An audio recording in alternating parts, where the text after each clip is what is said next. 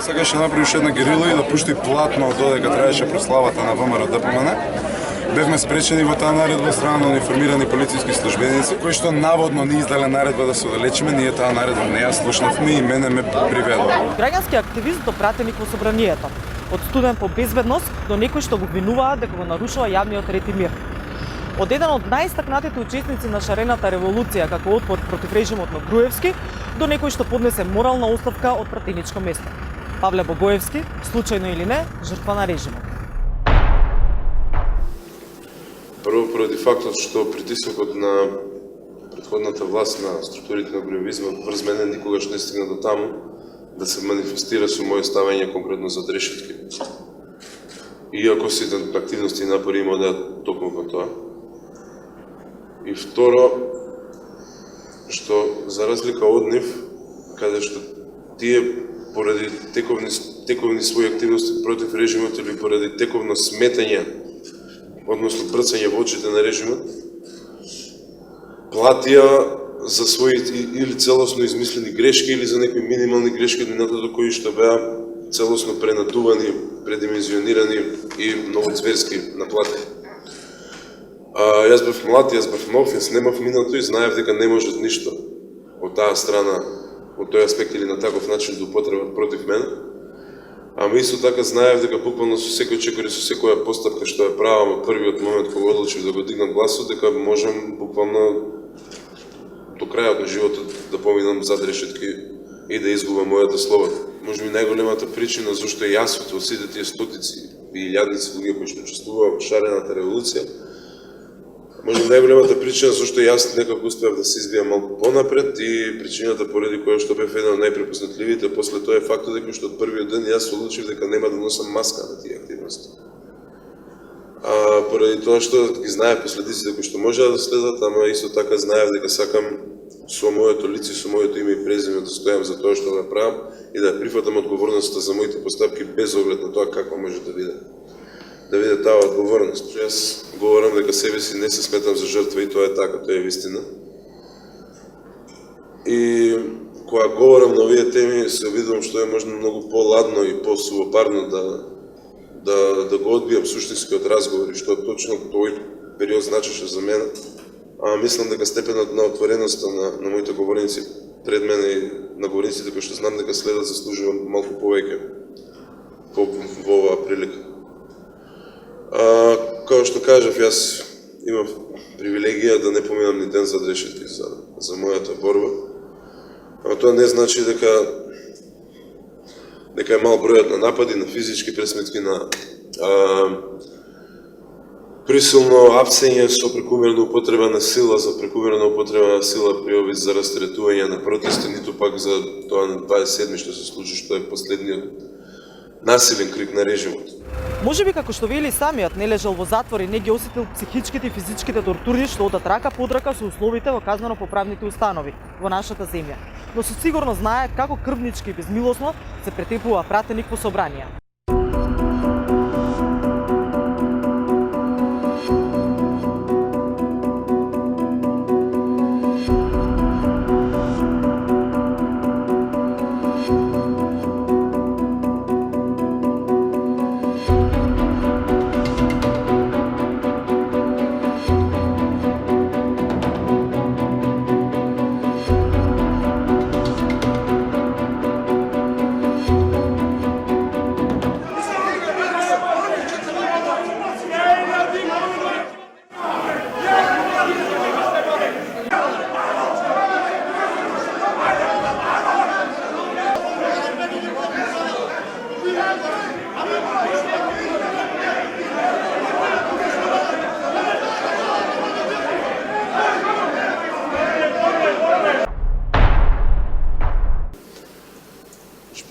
Психолошки е неспоредливо со тоа да не можеш да ги видиш звездите на вечер. Или тоа секој парче облека да ти биде мокро и зидовите сами да капат вода. Но Има една чудна језивост, има еден немор, кога знаеш дека не можеш да отидеш до предавници и не знаеш кој што ќе те погледа, дали те гледа за те претапи или те гледа за да ти пушти рака и да ти честит. И тоа е буквално на постојано живење. Буквално ви кажам дека иако не чуваше полиција, тие периоди и периодите кои што следа, буквално проблем беше да синеш пошта да земеш. Не знаеки што може да се случи. Но сето ова што го зборував до сега, прво, да, се е тешко и така натаму, ама не беше никаков проблем за трпење до 27 кога беше. Сега тој нас го гледаме сосема по инаква призма, но во моментот на неговото случување беше многу различно. Да не забравиме дека во тој момент се уште ВМРО ДПМН имаше ефективна контрола на сите институции во државата, вклучувајќи полицијата, вклучувајќи армијата, што беше директно видливо со големиот број на полицајци и армиски службеници кои што беа дел од тепачите на 27 и со однесувањето на полицијата за време на самиот 27. Ама тоа како ние што бевме внатре го доживеавме нешто сосема друго. Прво единствениот контакт со надворешноста беше еден телевизор на Нова ТВ, на сега веќе осудениот Сеат Хоџа, која што не знам како, пошто никој друг не може тоа го направи, имаше доведено дрон и дронски снимаше што се случува пред собранието. Иначе собранието е едно од зоните кај што е забрането дронски да се снима, освен се разбира ако не си медиум под контрола на Груевски. Односно на ТВ Нова беше фабрички заглавена, не може многу сменим и да сакаме, мислам, телевизор. И со дронската снимка, единствено што ние можевме да видиме големи толпи на граѓани кои што влегуваат во собранието.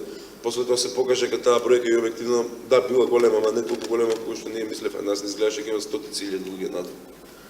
Односно само гледаш гужви и реки на луѓе као влага и кога веќе пристанавме да гледаме што се случува надвор, беше моментот кога насудниците веќе влегува внатре. И кога врз основа на информациите што ги добивавме од нив. Првите зборови, мислам, да, имаше тепање, буткање и така натаму, ама психолошкиот ефект. Првите зборови кои стигна до нас беа: вие ќе умрете, дојдоа македонците да ви пресудат, надвор има 200.000 македонци кои што дојдоа да ви убијат, бидејќи вие се предававте на албанците. Само што тие насилници не го употребија зборот албанци. За нас тоа беше вистина.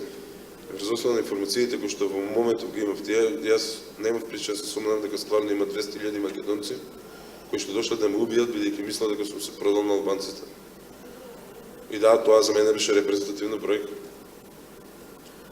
Работата на која што сум најгорд е дека во тој момент си помислив ако е така, ако навистина мојот народ ова што ние го правиме го гледа како предавство, тогаш јас себе си не сакам да се сметам како македонец. Односно, мојата одлука во тој момент беше боле да видам предавник кој што вака се бори за својата држава и да умрам сега и тука, отколку да видам дел од групата што тие ја опишуваат како македонци. Неколку пати вечерта се простив од животот, мислејќи дека сега, тука ќе отидам. За среќа не беше така. Сепак Богоевски не се предава, велејќи дека допрва ќе се бориме против остатоците од режимот, преточени во она што денеска го имаме како опозиција. Погледот да го свртиме кон нас. Историјата покажува нешто, историјата покажува дека тие што биле многу виктимизирани, после тоа многу лесно стануваат виктимизатори. Че сега имаме една ситуација кај што имаме многу добро организирана опозиција која што сака да се врати на власт, опозиција која што нема расчистен со своето режимско минато и со своите авторитарни, диктаторски и криминални структури. Имаме една демократска јавност која што поради дали оправдана, дали неоправдана, дали и двата типа на разочараност, толку многу цинична, едноставно веќе не сака да игра во тоа што значи битка за подобро утре. Ама исто така, тој тип на околности влијаат и кај тие од нас што решаваме да ја продолжиме битката, влијаат да се стори една поголема агресија и отсутство на желба да дебатираме за проблемите и едноставно да ги осудиме сите работи како партиски организирани, партиски инструирани, како нелегитимен напад или нелегитимна критика. Не смееме да се дозволиме од жртвите да се претвориме во прекршувачите или во ограничувачите. Сега, откога го кажавме тоа, како граѓани, мораме да бидеме свесни за својата должност да се едуцираме и да се информираме. И мораме да бидеме свесни дека секој од нас како граѓанин го носи товарот на оваа борба. И дека секој од нас како граѓанин мора да знае што е што и кои се разликите, колку и да се мали, колку и да се суптилни.